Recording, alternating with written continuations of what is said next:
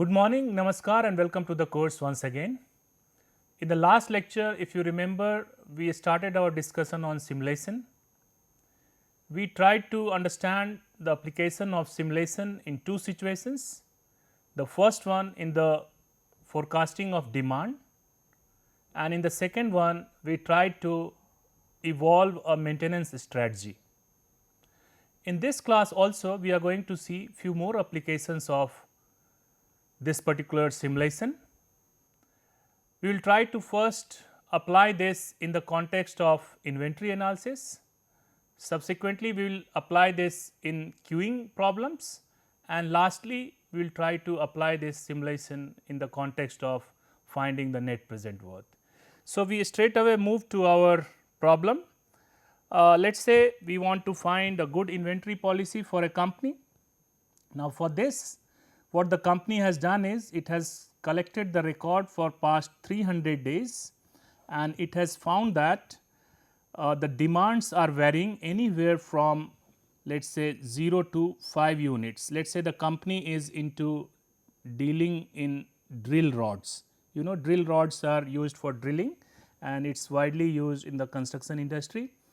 So, what it has done is the company has compiled all its past data for last 300 days and it has found that out of 300 days on 15 occasions there was no demand for this particular drill machine or drill rod for that matter. On 30 occasions there was demand for 1 unit, on 60 occasions demand for 2 units, on 120 occasions there was demand for 3 units and on 45 occasions the demand was for 4 units and finally on 30 occasions it observed that the demand is for 5 drill rods. Now, the company also collected the data on the lead time. So, what is this lead time? So, lead time is basically the time which you take when you are placing the order and when you are receiving the material. So, suppose the lead time is 1 day. What does this mean?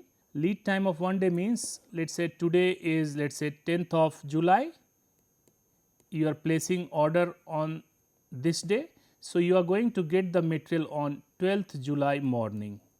So, this is what the lead time of 1 day in our problem means. You place the order on 10th July, it is going to come to you on the 12th July morning.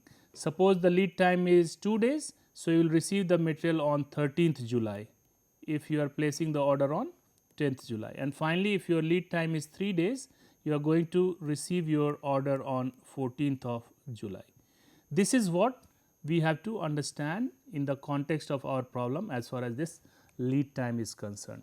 So, what the company has done is it has compiled the data again, this time for 50 days and it has found that on 10 occasions the lead time was 1 day, on 25 occasions the lead time was 2 days. Remember, we are trying to do Monte Carlo simulation and there we assume that all these phenomena are occurring on a random basis. So, we are generating random numbers and depending on the random number interval we are forecasting the demand, we are forecasting the lead time and we are also forecasting the let us say demand for drill machine or drill rod in this particular problem.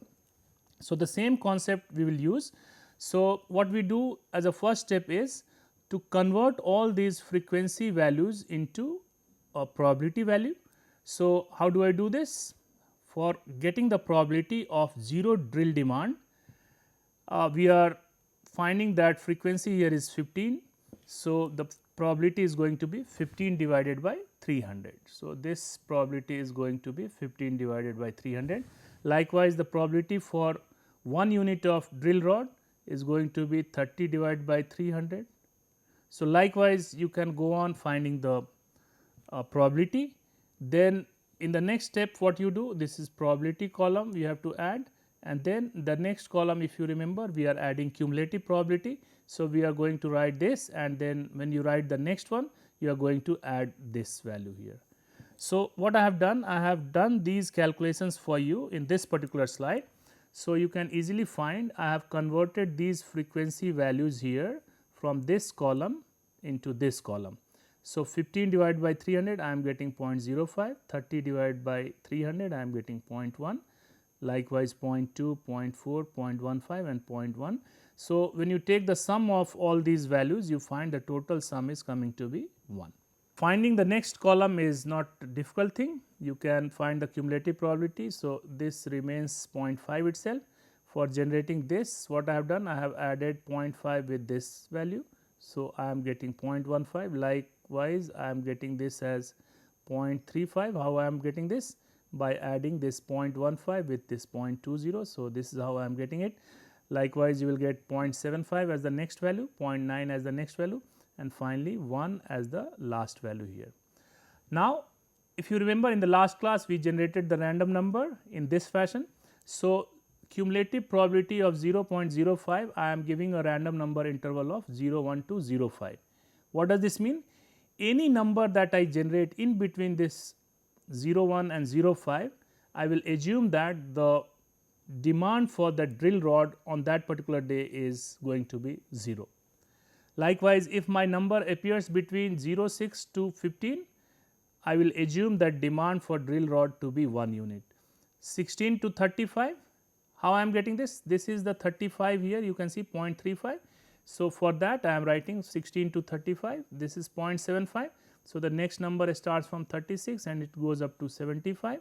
Likewise, for 0.90 I am writing it between 76 to 90, and likewise for 1 I am writing anywhere from 91 to 00.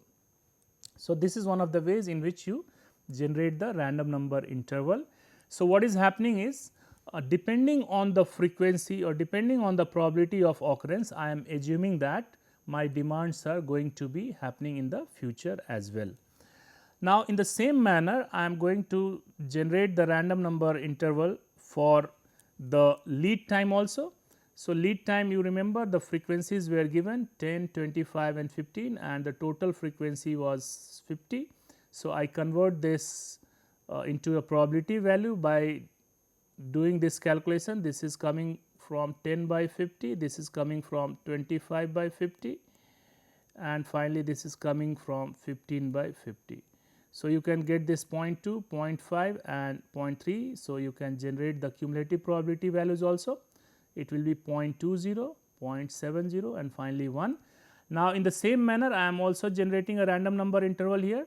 So, 0.20 cumulative probability, I am writing the interval as 01 to 20. For this one, I am writing it 21 to 70 and finally, I am writing this as 71 to 00. Now, remember we are generating only 2-digit random number. If the number of digits in a random number is 3, accordingly you have to revise your random number interval, but this is quite easy, a 2-digit random number, and in fact, I had shown you the random number table also. If you see, this is how the random number tables were shown in the last lecture also. So, you can see either you can generate your own random number with the application of some calculator, or you can use computers, and depending on how many digits you want to prefer, you can accordingly generate 2-digit random numbers or 3-digit random numbers. In this table you can see random numbers. If you go column wise, it is 52, 37, 82, 69, 98, 96, 33, 50, 88, 90 and so on. So, you can find here is that there is no pattern as such which you can decipher out of these random numbers. So, anytime any number can appear. So, this is the beauty of these random numbers. So, looking at this random number, now we have to start the simulation process. So, let us start the simulation with an order quantity of 10 and reorder point of 5. So, when you say reorder point, it means the moment your stock goes below 5, you will place the order, and the minimum order quantity that you are placing is 10, right. So, you can say this is an economic order quantity. What happens in inventory analysis? You will find that there is a particular number in which you should be ordering to make maximum money out of it, to optimize this particular ordering process. and one of the policies that the company has assumed for the time being is to ordering it whenever the stock position is below 5, right. Now, as I told you, when I say lead time of 1 day, the order will arrive at the beginning of the following day. For example, if the order is placed on, let us say 25th of July, the supply will come in the morning of 27th July, if the lead time is 1 day. If the lead time is 2 days, it will come to you on 28th of July. If the lead time is 3 days, it will come to you on 29th of July. So, now what I do, I generate simulation table and I start entering values depending on my requirement. So, let us try to generate this particular table. So, let us say I am trying to do this analysis for 10 days. This is because I am doing it manually. If I am to use these computers or some softwares, you will find that the number of days that you carry out the simulation could be running in 1000 or even 5000. So, let us say there is no order pending. So, I have not received any unit here. So, my beginning inventory, as I told you, it is given to be 10. So, I am starting the simulation assuming that I have 10 numbers in stock, which I have received today itself. Now, I am generating a random number, and random number that I got here is, now let us assume it to be 06. So, when you get a random number 06, your demand for that particular day is likely to be 1. From where I am getting this? For this you have to go back to the particular table here. So, you can see between 01 to 05 any number appears, demand for that day is 0. Between 06 to 15 the number appears, the demand will be assumed to be 1. So, right now the number is 06. So, I will assume that the demand for drill rod on that particular day is 1. So, you can see here I am writing this as 1. So, what will be my ending inventory for that day? You started the day with 10 units and you spent, you already consumed 1 unit. So, the ending inventory is going to be 9. Now, there will be no lost sale because whatever was the demand you were able to fulfill. So, lost sale will be nil. You did not lose any sale for that day. Now, the next question that we ask is, do we have to order? No. Why? Because my ending inventory is still 9. So, it has not reached my reorder point. So, I am not ordering. So, I will not generate the random number for order and lead time also will not be calculated. Now, when it comes to the day 2, my beginning inventory is the same as the ending inventory of yesterday. So, which is 9. Now, I generate the random number again, random number is now 63. So, I go back to the table, you can see here corresponding to 63 my demand is 3. So, you can see any number generated between 36 to 75, my demand for that day is 3 units. So, I will write this as 3 here. So, you can see the demand for this day is likely to be 3 days. So, my ending inventory is going to be 9 minus 3, which is 6 units. Lost sales? No. Why? Because whatever was the demand, I was able to fulfill it. So, no need of lost sales. So, I am not writing anything here. Do I need to order? No, because my ending inventory is still 6. So, no need to order it yet. So, no need to generate the random number here, no need to calculate the lead time here. Now, when it comes to the third day, you can see my beginning inventory will be the ending inventory of yesterday. So, 6 was here. So, this 6 will be here. Now, my next random number that I generated is coming to be 54. So, I go back to the table again and see where does 54 lie. So, 54 you see again it is coming in this interval 36 to 75. So, my demand for that day again is going to be 3. So, I write this 3 here. So, what you see now my ending inventory becomes 6 minus 3. So, this ending inventory is 3 here. Was there any lost sale? No, because your demand was 3, you were able to meet that demand. So, that is it. Do you need to order? Yes. Why? Because now it has dropped down below your reorder point. Your reorder point assumed was 5 unit. Now, it is at 3 units. So, we need to place the order. So, we are placing the order, and what will be the order quantity? it is going to be 10 as we assumed in the problem in the beginning. Now, I generate the random number. So, random number that I am getting is 2, 0, 2. So, I go back to this particular table which is here, 0, 2 will lie in this interval. So, we will assume that the lead time for this order is going to be 1 day. So, I write lead time here as 1 day. So, that means this order is being placed on day 3. So, when will I get the order? If the lead time is 0, 1. So, I will be getting this order on day 5 morning. So, we will see where exactly it will come. Now, when it comes to day 4, units received 0 because order will be received tomorrow only. Now, the beginning inventory is 0, 3. From where I am getting this? This is nothing but this value. Ending inventory of yesterday is beginning inventory of today. I generated the random number, it is coming to be 94, and corresponding to 94, if you go back to the table, you can see between 91 to 00, I am getting the demand as 5 unit.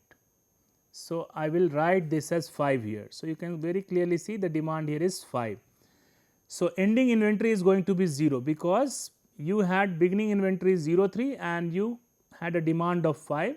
So, 3 you would fulfill, but 2 was your lost sales because there was demand for 5 units and in your stock there were only 3 units. So, you lost the sale as far as 2 unit drill rod is concerned. Do you need to order today? No. Why? Because one order is still pending. So, you can't place the order till you get the material. Random number no need to generate here, lead time no need to calculate here. Now, when it comes to day 5, you can see here I am receiving 10 units. This receipt is against the order placed on 3rd day. You remember we placed the order here. So, I am receiving the material on 5th morning, 10 units. So, my beginning inventory is going to be 10 because I had exhausted all my stocks. Now, the random number generated is 52. So, the demand corresponding to that is 3. So, my ending inventory is going to be 10 minus 3, 7. Lost sales will be 0 here because whatever demand was there I was able to meet. No lost sales, I will not place the order today again. No need to generate the random number, no need to generate the lead time. So, this is how I continue to carry out my simulation. If I am doing it manually, I will not go beyond this 10 or 15 days cycle and then I can calculate the total values. So, you can see here the total inventory that I am carrying is 41. How I am getting this? I am summing it up this particular column. So, 9 plus 6 plus 3 plus 0 plus 7 plus 4 plus 2 plus 0 plus 7 plus 3. So, I am getting total inventory that at any time I have in my stock in this 10 days is 41 units. Total demand that I simulated is coming to be 29 units, which is nothing but the sum of this particular column. So, what exactly we are getting out of this analysis? We are finding that average ending inventory is 41 by 10. 41 I already showed you, that divided by 10 is 4.1 units per day. Average lost sales, if you see in the 10 days analysis period, you could see that only on one occasion we lost sales. When you say lost sales means demand was there, but there was no material available in your stock. So, you lost that particular sale. So, you are getting this as 2 here. So, if you calculate the average, you will get 2 by 10. So, you lost sales on an average 0.2 units per day. Average number of orders that we placed, let us go back and see. So, you place the order on day 3, you place the order again on day 6 and we place the order again on day 10. So, out of 10 days we placed order 3 times. So, this is what we are getting, average number of orders placed is 3 orders by 10 days, which is 0.3 orders per day. So, what do we do from here onwards? We will calculate the costs. What we will do? We will calculate what is my inventory carrying cost. Likewise, I will also calculate what is my lost sales cost, and for these values of 4.1 units and 0.2 units per day and finding the number of orders that we are placing, all these costs, if I add it up, I will find I have a particular cost to maintain this policy. What is the policy that I am adopting here? Reordering point of 5 and economic order quantity of 10. Now, what I will do is I will change these values. So, let us say instead of reorder point of 5 and reorder quantity of 10, I may change these values to let us say 3 and reorder quantity may be 5. I will try to find out what is the cost associated with this.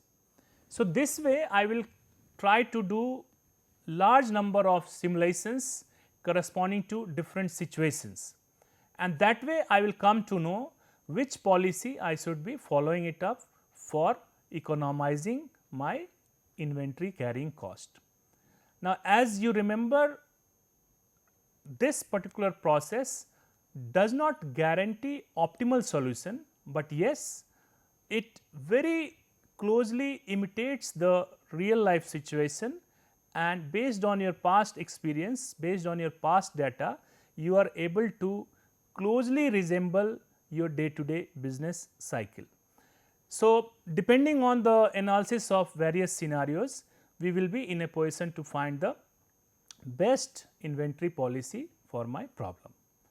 Now, I will take it up one more example that is also very commonly used in the context of any engineering applications, and that is the example of a queuing problem.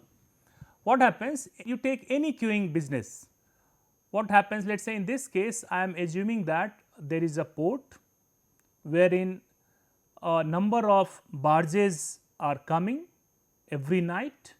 These barges carrying goods which are to be taken to different cities from this particular port. Now, there are workers employed to unload these barges. You know, the more the time a barge spends in these particular ports, the more money they have to lose, because these barges, when they are standing there, when they are there, they have to pay money to the port authorities. So, they just can't tolerate wastage of time due to late unloading. So, the port authorities, what they have done, they have collected the data on the number of barges that are arriving in any particular night on that particular port, and they have also collected the data how many of those barges are able to be unloaded. So, these data they have captured it and they have given us, you can have a look at this data. So, let us say the barge arrival rates. This barge could be any customer. For example, you are going in for a reservation counter. So, you are the customer. If ships are coming on a particular port, they are the customers. So, the number of arrivals and their probabilities have been captured in this particular table. So, 0 arrival, the probability is 0.13, 1 arrival, that means one customer is arriving on that particular night, the probability is 0.17, 2 customers arriving on the particular night, the probability is 0.15, corresponding to 3 0.25, corresponding to 4 it is 0.2, and corresponding to 5 it is 0.1. Likewise, the unloading rates also vary. Why they vary? Because these barges carry different types of material. So, sometimes the unloading could be quite fast, sometimes the unloading could be delayed. So, these probabilities have also been captured. So, the probability that one barge will be unloaded on that particular night, probability is 0.05, 2 getting unloaded, probability is 0.15, 3 getting unloaded, probability is 0.5, 4 getting unloaded, probability is 0.2, and finally 5 getting unloaded, probability is 0.1. So, we are trying to find out what is the best combination of number of workers, so that we do not get complaints from these barge owners that the unloading has been delayed and they have to be unnecessarily paying the excess charges. So, what I did as a first step, the customer arrival rates and associated probabilities have been captured in this particular slide. So, from these probabilities value, I could calculate the cumulative probability values, and now you know how to generate the random number For example, corresponding to 0.13, I am writing a random number interval 0, 1 to 13. For 0.3, I am getting a random number interval of 14 to 30, and likewise corresponding to 1 here 91 to 00. In the same manner, for unloading rates also I am generating a random number interval. So, from probability I am getting the cumulative probability like this, and this is how I am generating the random number interval. For 0.05 I am writing 01 to 05, for 0.20 I am writing 6 to 20, for 0.7 I am writing 21 to 70, and so on. Now, I write the particular table of simulation in a particular style, so that it becomes very easy for me to analyze. So, what I am doing, let us do this analysis for 15 days and let us see how it goes out. So, what I am writing in the second column is number delayed from previous day. So, let us say out of n number of barges that arrived on that particular night on that particular port, let us say there is no delay from the previous day. So, whatever came on that particular night, everything was unloaded, right. So, number delayed from previous day is 0. Now, I generate a random number, it is coming to be 52.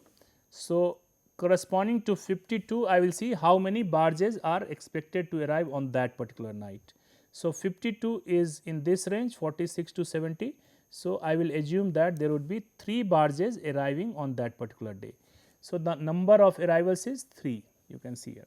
So, how many has to be unloaded? Since there was no from the previous day and today there were 3 nightly arrivals. So, total to be unloaded is 3 plus 0. So, 3.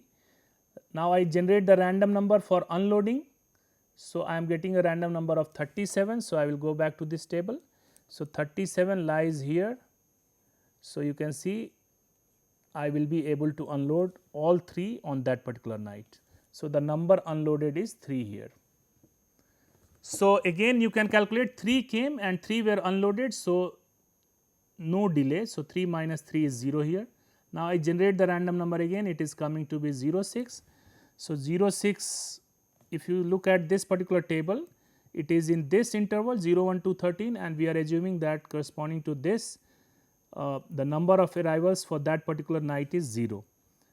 That means, no barges would be arriving on that particular night. So, 0 here.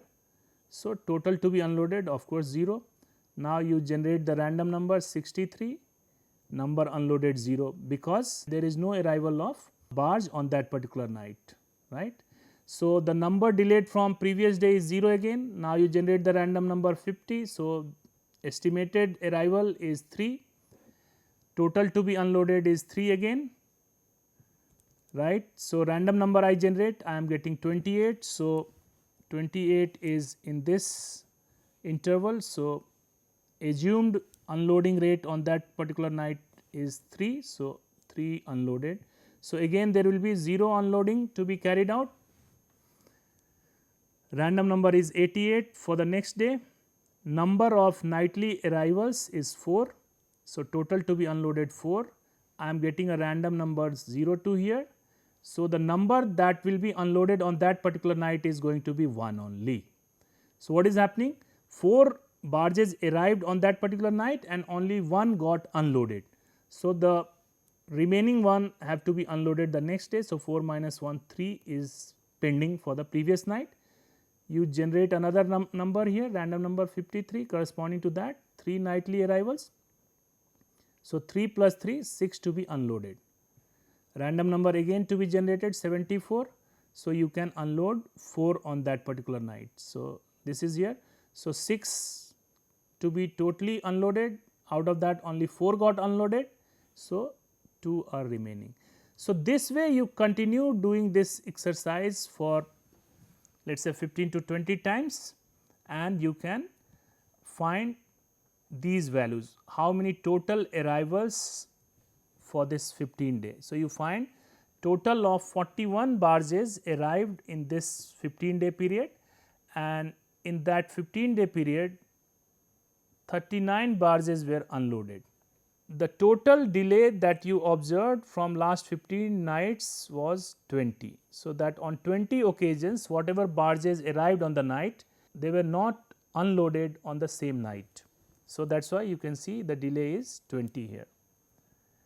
So, we can do these calculations. Average number of barges delayed to the next day, 20 divided by 15, 1.33 barges delay per day. Average number of nightly arrivals, 41 by 15, which is 2.73.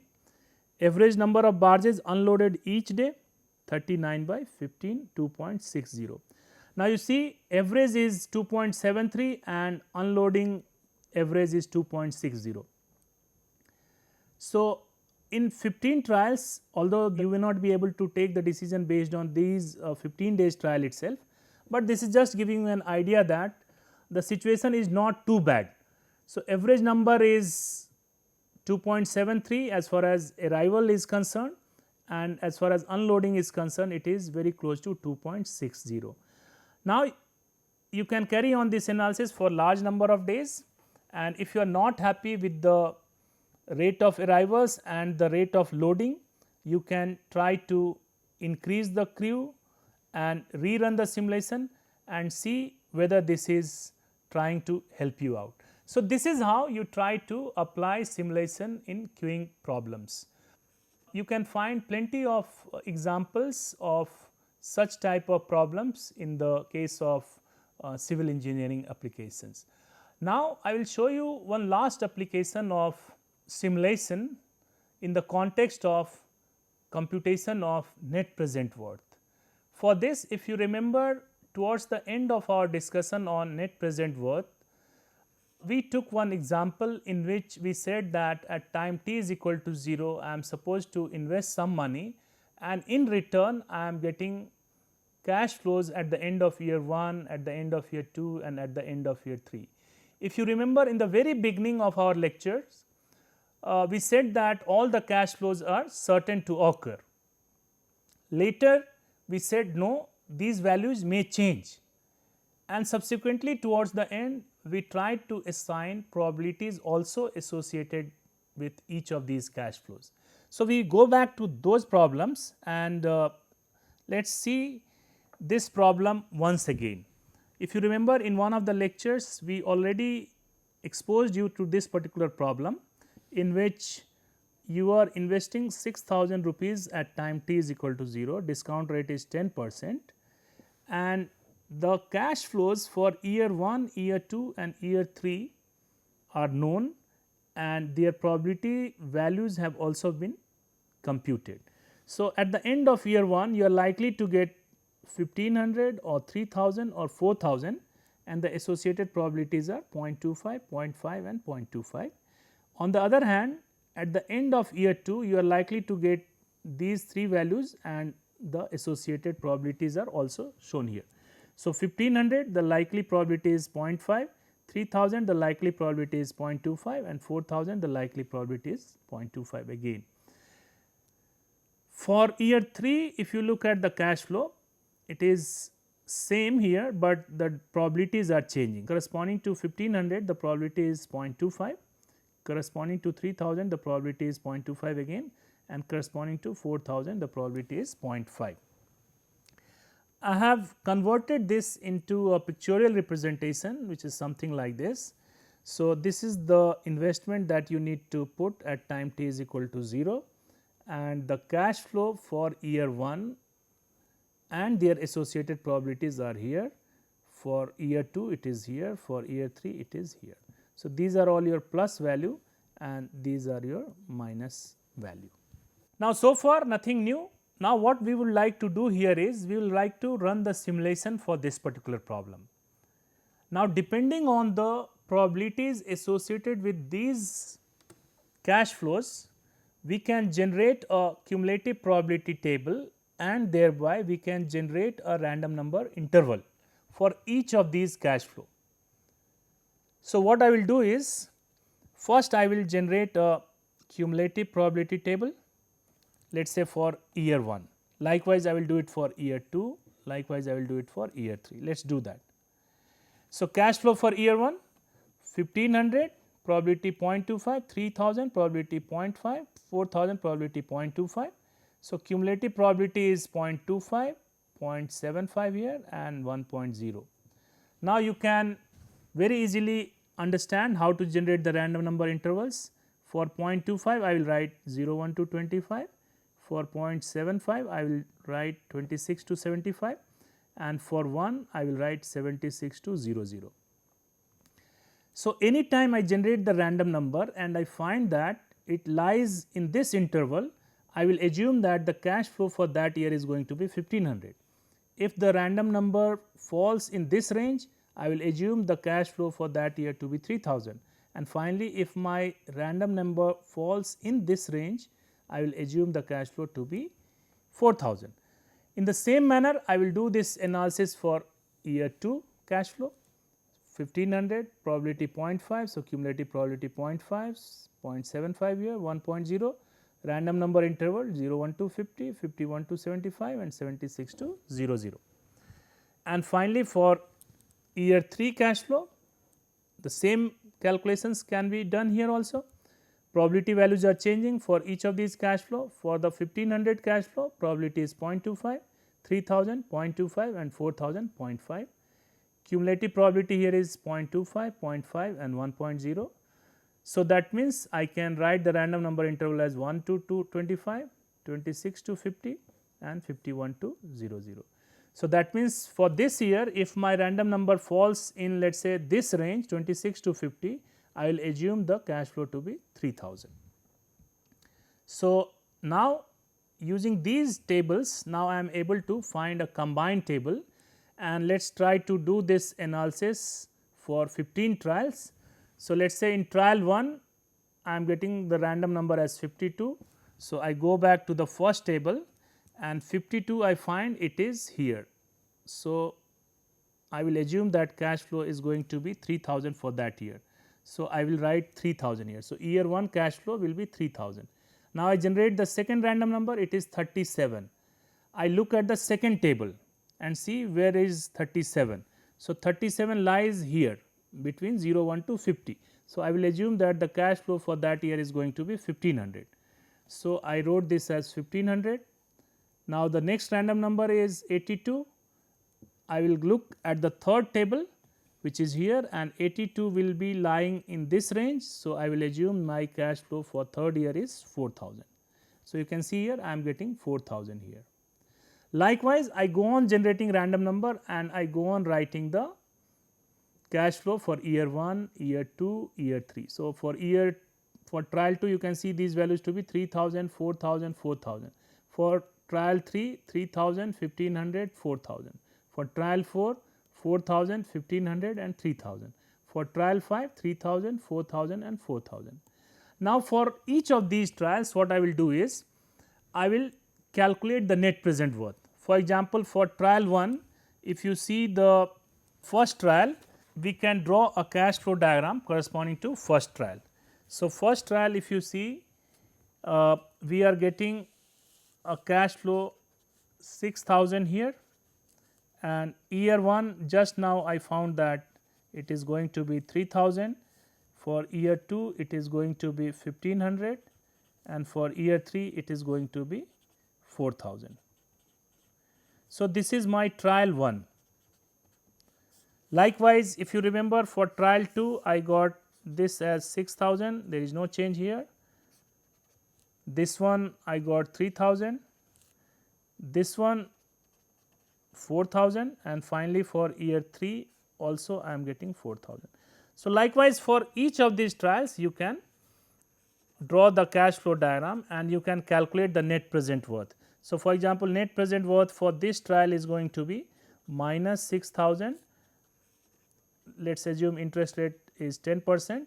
So, plus 3000 divided by 1.1 plus 1500 divided by 1.1 raised to power 2 plus 4000 divided by 1.1 raised to power 3. So, you will find this is coming to be about 972. So, likewise, you can calculate the NPW for each of these trials. For example, for this trial 2 you are getting 3038. So, these calculations I have performed in this computer slide.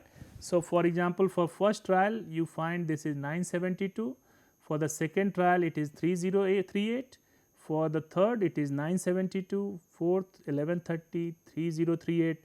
On one occasion it is negative also, you can see it is minus 906. So, this is corresponding to a cash flow of 3000 at year 1, 1500 in year 2 and 1500 in year 3.